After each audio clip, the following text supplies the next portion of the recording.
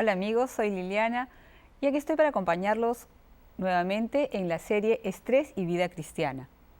El capítulo del cual hablaremos hoy aborda sobre el tema de la virtud y no solamente cambio de hábitos. ¿Por qué tocamos este tema?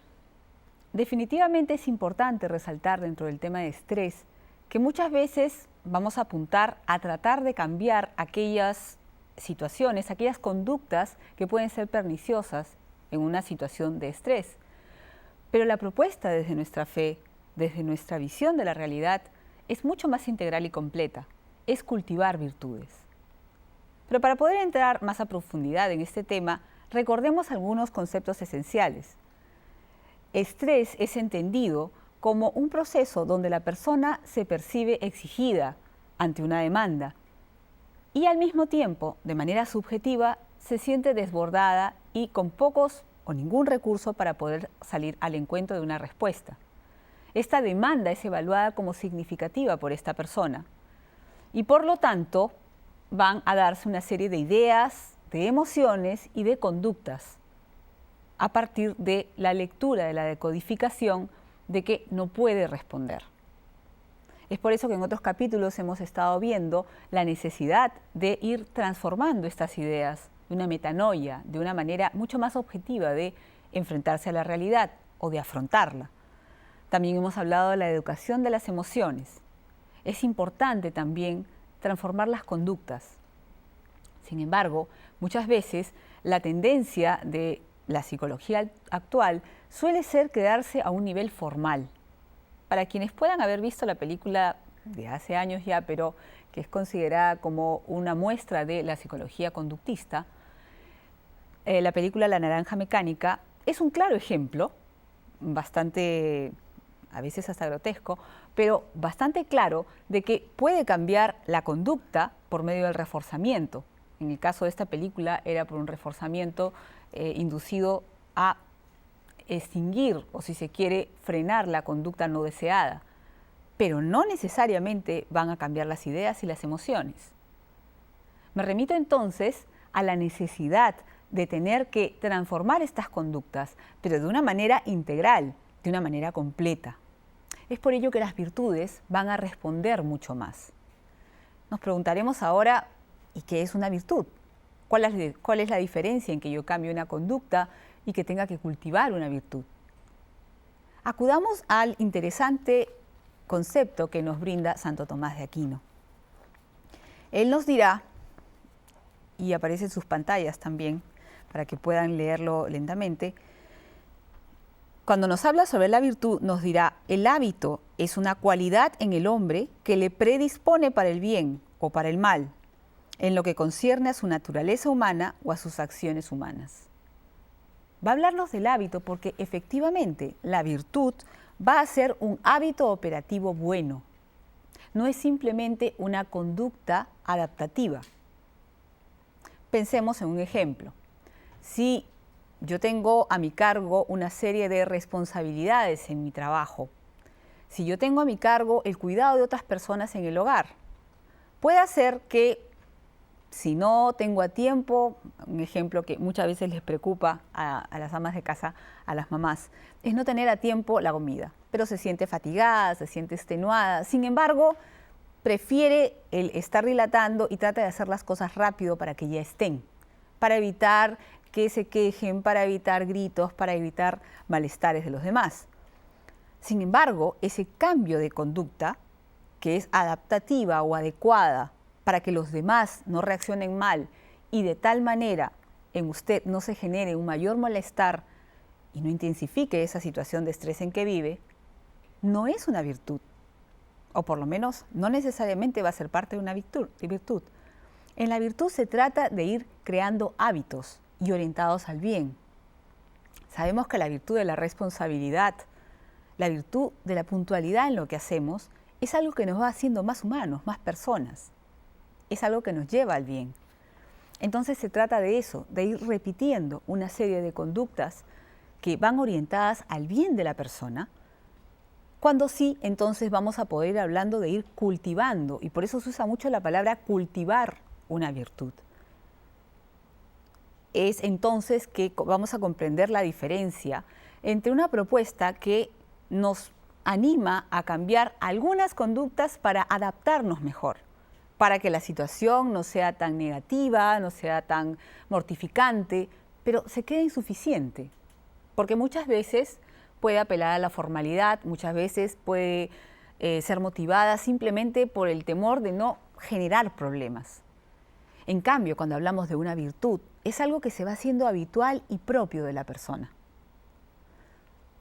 Podemos hablar de que nos cueste, por supuesto, y esto también es importante, porque a veces se tiene una visión un tanto angelical o espiritualista de lo que es una virtud, y se cree que virtud va a ser algo que a uno no le cuesta. Definitivamente, si voy cultivando un hábito bueno progresivamente, el ser generosa, el ser honrada, el ser responsable, el ser ordenada, a la medida que voy cultivando, lo voy haciendo un hábito, me va a costar menos. Pero no quiere decir que al momento de levantarse cada mañana y que un día u otro pueda amanecer cansado o fatigada, no le vaya a costar. Sin embargo, el haber cultivado la virtud, el pensar en ese momento de una manera generosa ante todo lo que se puede hacer en ese día y todo lo que se puede entregar, o simplemente de lo bueno que es poder levantarse, ser puntual en todo lo que hay que hacer, va a ayudar a poder realizarse como persona. Va a poder ayudar a que ese día uno se levante y a pesar del cansancio o de las molestias pueda, como muchas veces buscamos, dar gloria a Dios en su actividad.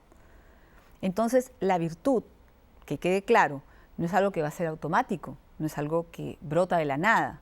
Sí va a requerir un esfuerzo permanente, pero a la medida que se va haciendo habitual, es a la medida que nos va a ser, si se quiere, más fácil y también nos va a realizar más el poder vivirla.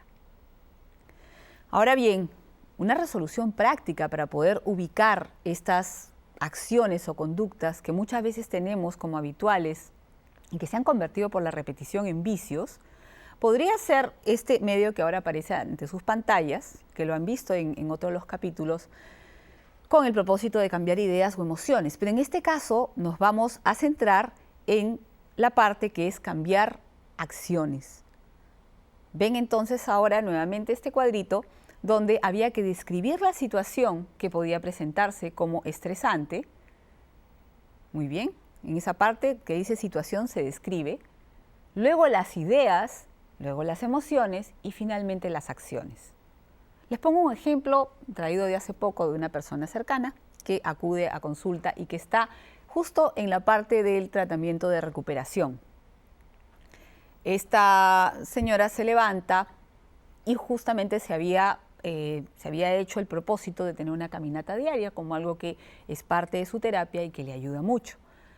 En la situación la describe como: me levanto a la hora, suena el despertador, pero no me siento muy bien, no me siento tampoco muy mal, sin embargo me percibo cansada. Y justo es la hora de empezar mi caminata. Esa es la situación. No dice me gustó, me disgustó, es injusto sentirme así. No hay mayor descripción al respecto, sino de lo que ha sucedido. Suena la alarma del despertador y la persona toma conciencia de que está cansada. Y es justo el momento de empezar su caminata diaria.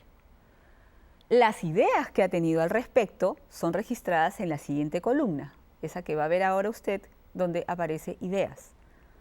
Bueno, las ideas que ella tenía es: otra vez me siento mal, nunca voy a mejorar, me siento demasiado cansada, no voy a poder con esto, de repente es mejor si duermo un rato más. Y las emociones, en esa tercera columna, van a ser ansiedad, fastidio y cólera. ¿Cuál fue la acción que esta señora tomó? ¿Cuál fue la conducta que tuvo?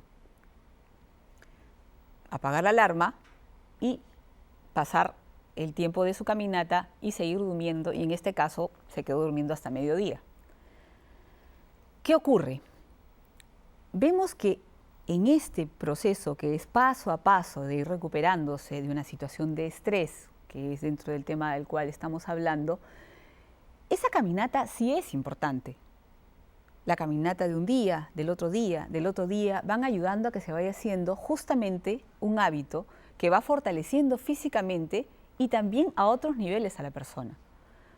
Entonces es importante que se vaya detectando cuáles son las conductas a cambiar.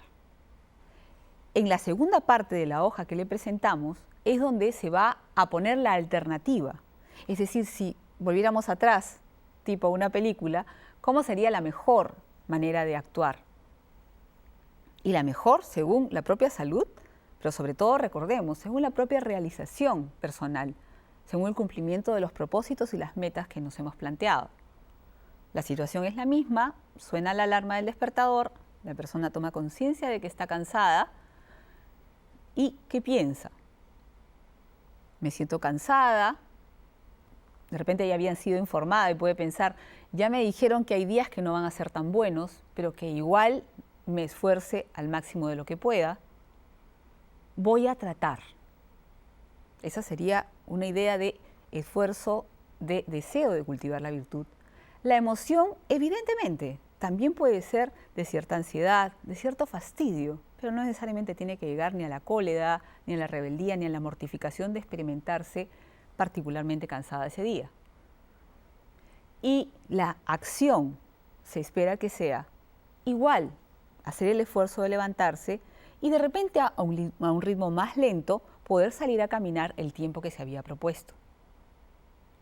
Entonces es plantearse el cómo se puede ir uno educando en el cambio de conductas, pero que están nutridas y orientadas justamente por el bien, por lo mejor para esa persona. Y acá ya involucramos una conducta que va ayudando a otras virtudes, como la ascética, el sacrificio, el hecho de esforzarse. Y en este momento se está ganando una virtud de orden y de disciplina. Es de esta manera que paso a paso, poco a poco, día a día, se va forjando y se va haciendo posible una nueva manera de enfrentar la realidad. Evidentemente, esto tiene que ser llevado a la propia realidad. Si es que en este ejemplo, y no se sienta mal, si es que trató de caminar y de repente sintió que se sentía muy mal, pero trató, no hay problema.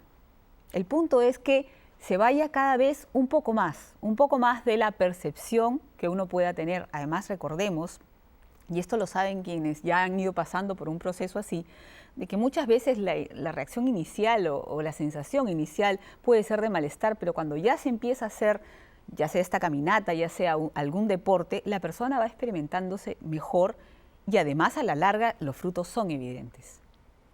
Ese es un ejemplo, pues, de cómo los actos repetitivos van formando un hábito.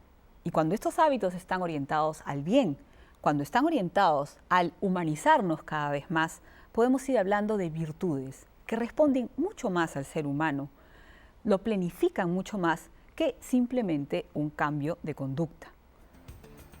No se vayan, que tenemos más ideas al respecto que van a ser de mucha ayuda para esto. Gracias.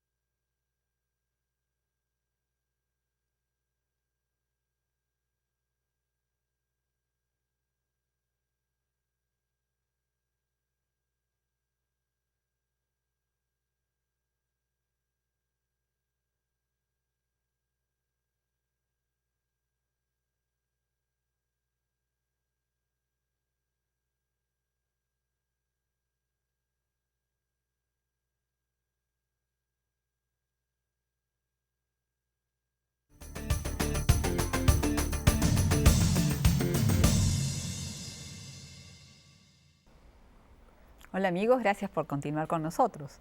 Pues bien, ya llenaron su cuadro. En el primer bloque les ofrecí como una resolución concreta este cuadro que tiene un ejercicio de hacer registro de aquellas ideas, sentimientos y acciones que detectamos que es necesario cambiar y planteando una alternativa para efectivamente ir creciendo y en este caso creciendo en la virtud.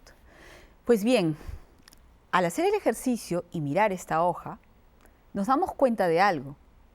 El tener un nivel de introspección, el reconocer algo, el darnos cuenta y ser conscientes es un primer paso, pero no es suficiente. Un señor de casi ya 50 años llegaba a consulta y me decía, luego de varios años de terapia, ya entiendo cómo es que llegué hasta un punto donde me estresé y donde simplemente sentí que colapsaba. Lo he entendido.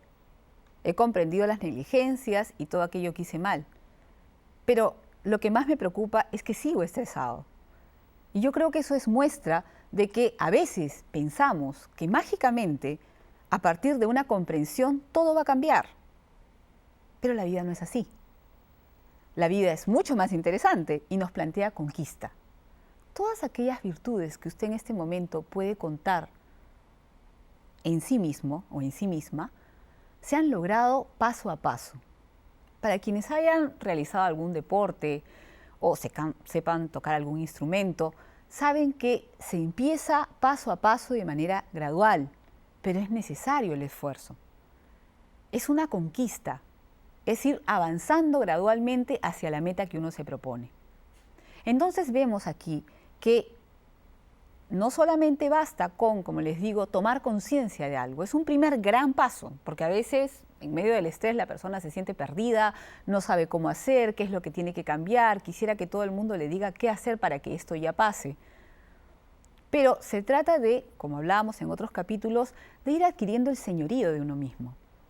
Entonces, ante este registro, como les decía, uno puede tomar conciencia de aquellas cosas que necesita cambiar.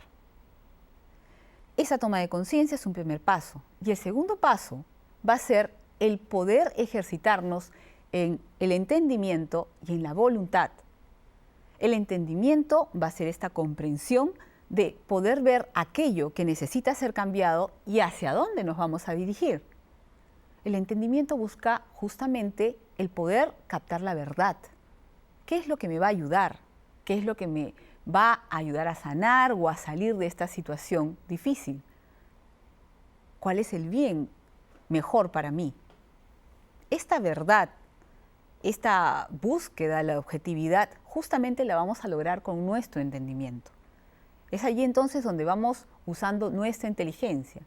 Ven amigos, qué importante que es entonces siempre ir cultivando la objetividad, la claridad de lo que realmente está ocurriendo y no ceder al subjetivismo que muchas veces está teñido, ya sea de emociones, de una lectura distorsionada de la realidad.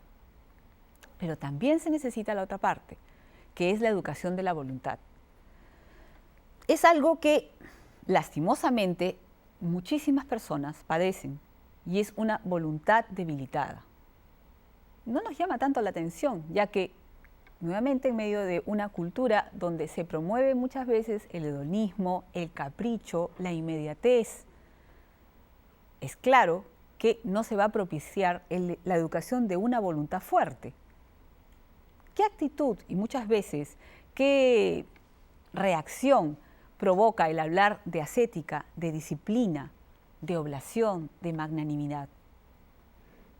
No solamente no está de moda, sino que más de las veces genera como cierto rechazo o ganas de no hablar tanto, o si viene la ocasión, habrá que hacerlo. Pero no se ve como un valor que es propiamente humano. Y eso ya es parte del problema, porque con esa visión, evidentemente, nuestra voluntad puede encontrarse más débil de lo que podía darse, porque evidentemente las cosas no solamente se logran a punta de voluntad, hay que acoger la gracia del Señor, pero sí hay que colaborar al máximo con nuestra voluntad. Sin embargo, nos encontramos en un mundo donde la voluntad, en términos generales, sí se encuentra debilitada. Hay que educar entonces esa voluntad. Vuelvo al ejemplo que les mencionaba hace un rato, para quienes han hecho deporte, saben lo que es ir a cada entrenamiento A pesar de cómo se pueda sentir uno, a pesar de que uno tenga otros compromisos, a pesar de que haya que sacrificar muchas veces cosas válidas, el poderse ir con la familia a una situación porque hay un campeonato, o el que uno se sienta mal ese día con un dolor de cabeza, pero es importante ir al entrenamiento, si no, no va a estar en el equipo. Esa imagen de lo que es la ascética dentro del deporte, de cualquier deporte, porque se trata de ir logrando una mayor maestría en el deporte o en la habilidad que se quiera desarrollar, esa ascética y esa actitud de conquista es la misma que necesitamos para educar nuestra voluntad. Así como la inteligencia busca la verdad, la voluntad tiene que ser dirigida al bien. Y es así entonces como se va a ir fortaleciendo.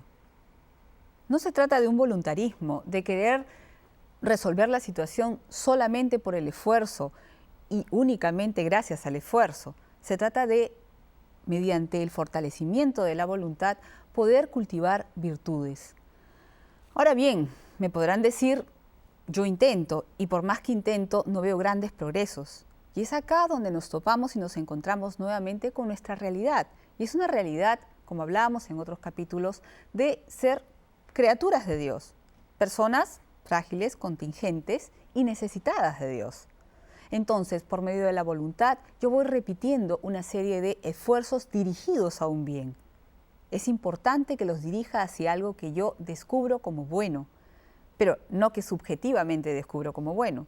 Para ello es importante, como les recordaba, el descubrir eso bueno, esa verdad, con la inteligencia y una verdad plena que nos la da nuestra fe. Y este fortalecimiento de la voluntad necesita ser asistido por la gracia de Dios.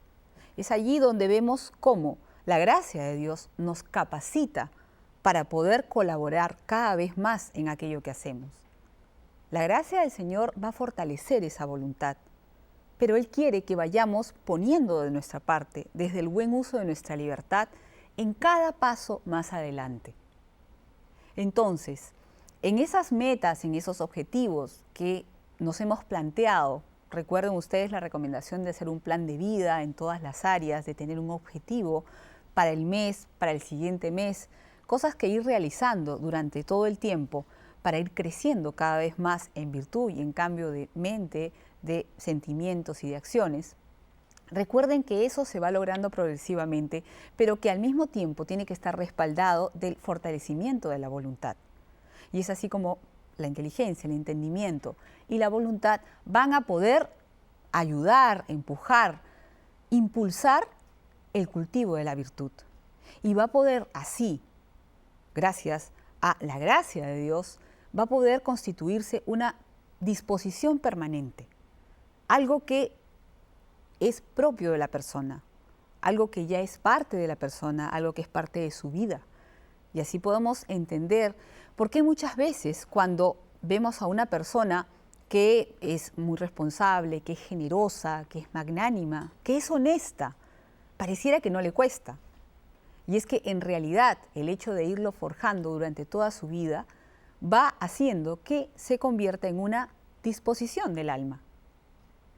Entonces, tengamos bien en claro, de exigirnos al máximo, no depende únicamente de nosotros, pero exijámonos en todo lo que dependa de nosotros.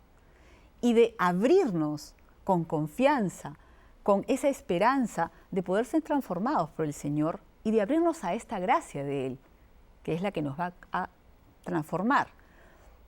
Evidentemente, Dios quiere nuestra participación, nuestra actitud proactiva, y abrámonos sabiendo que es Él quien va a fructificar en nosotros el cambio.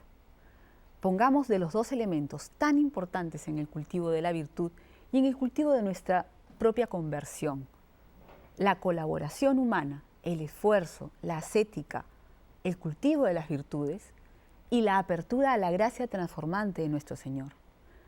Recuerden que estamos llamados no solamente a imitar el modelo del Señor Jesús, que es modelo de humanidad plena, sino estamos llamados a ser otros Cristos en este mundo, a conformarnos con Él.